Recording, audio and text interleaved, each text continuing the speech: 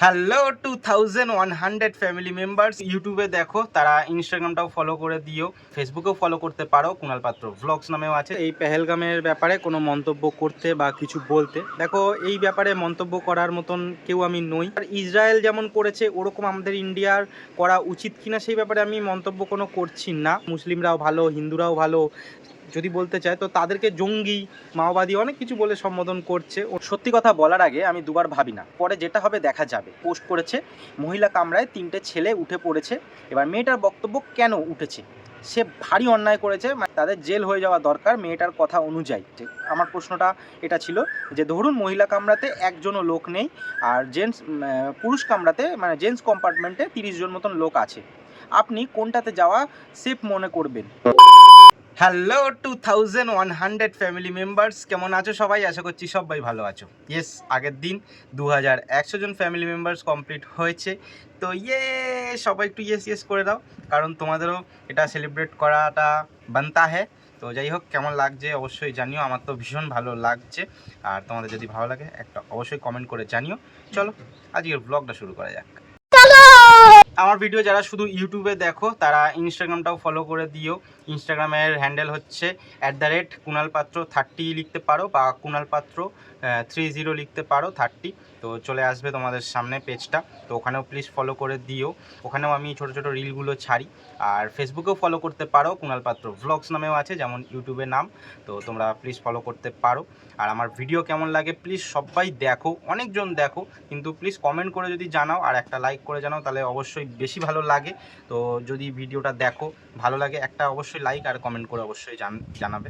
এখন শনিবারের টিফিন নিয়ে হাজির হয়ে গেছি তোমাদের সামনে। আজকে খাচ্ছি পরোটা আর আলুর তরকারি। মা কি খাচ্ছে? মা রুটি। আমি খালি স্পেশাল খাচ্ছি পরোটা আর তরকারি। আর বাবা কি খেয়েছে? বাবা পরোটা রুটি। আচ্ছা, গরমে পরোটা ফরোটা হবে না। কি গরমে পরোটা ফরোটা আমরা খাবো না। তা আমাকে দিয়েছো কেন? তুই খাবি তাই দিয়েছি। শনিবার দিন নিরামিষ খাবো, তো টিফিনটা একটু ভালো হলে বেশ ভালো লাগে। আর মাকে আমি এক্ষুনি একটা কথা বলছিলাম যে প্রত্যেক শনিবার যাতে পোস্ত না করে, মানে আমাদের শনিবার দিন একদম ফিক্সড মেনু নয়, মানে পোস্ত, ডাল, এবার তার সাথে আলু ভাতে বা ভাজা এইসবগুলো থাকে। হ্যাঁ, ভাজা এইসব থাকে, ডাল থাকে। তো এবার আমি বলছি প্রত্যেক দিন পোস্ত, মানে পনির 1-2বার করা হয়েছে। আমি বলছি প্রত্যেক সপ্তাহে যে পোস্ত করতেই হবে এর কোনো মানে নেই। আর পোস্ত আর ওই ডাল খেলে খুব অম্বল হয়।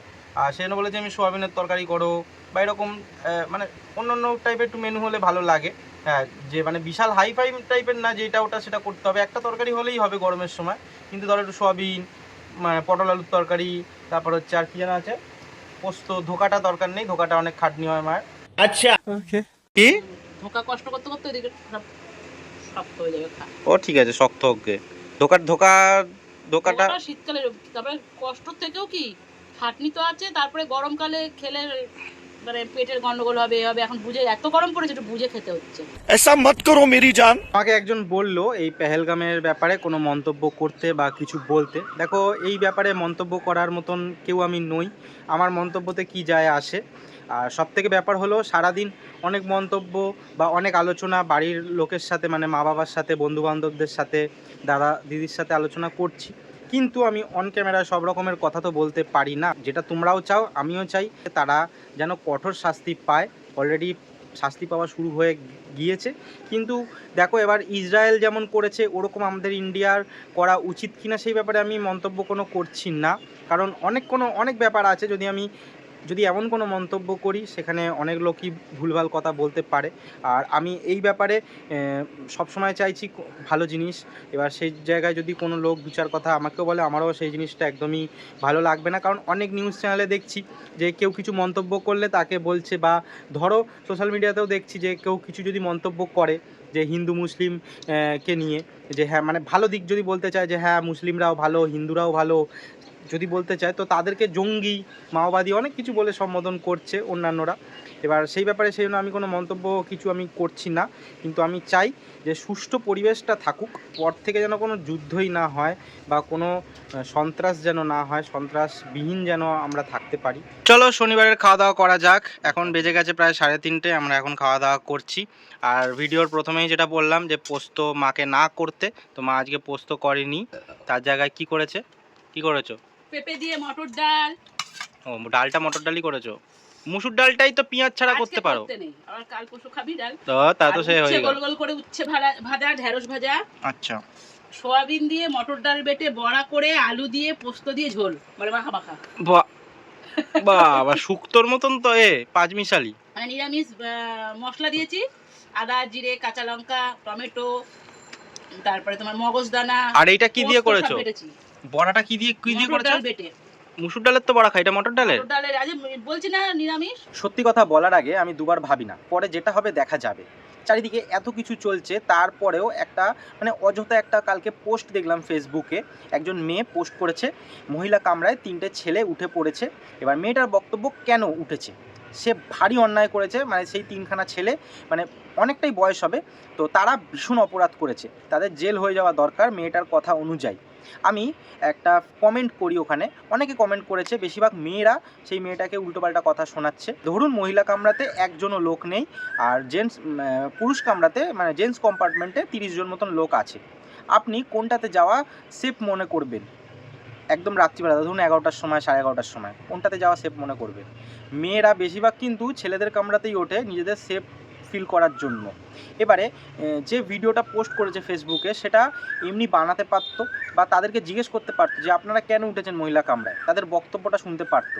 কিন্তু সে কী করলো, ভিডিওটা করে আবার ফেসবুকেও পোস্ট করে দিল ফুটেজ খাওয়ার জন্য।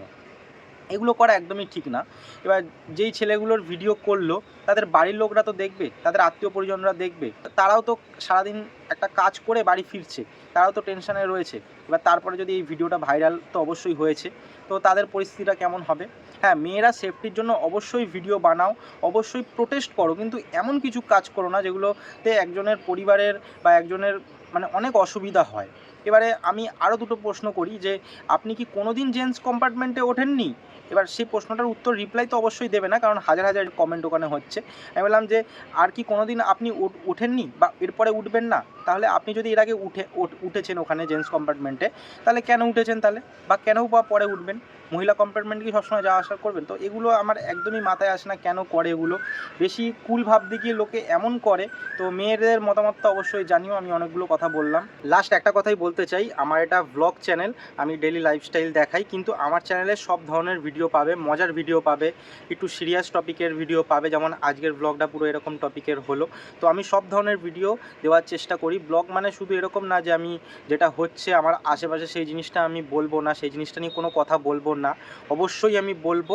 আর যদি এই বলার মধ্যে আমি কিছু খারাপ বলে থাকি, সেটাও অবশ্যই তোমরা কমেন্ট করে আমাকে ধরিয়ে দেবে যে হ্যাঁ এই কথাটা তুমি বা তুই খারাপ বলেছিস বা খারাপ বলেছো, এই জিনিসটা অবশ্যই তোমরা বলো। আর আমি চেষ্টা করি যতটা নিজে ঠিক থাকা যায়, কিন্তু সবার মধ্যেই কিছু না কিছু ভুল ভ্রান্তি হয়। তো যদি কোনো ভুল বলে থাকি অবশ্যই কিন্তু সেই জিনিসটা আমাকে ধরিয়ে দিও।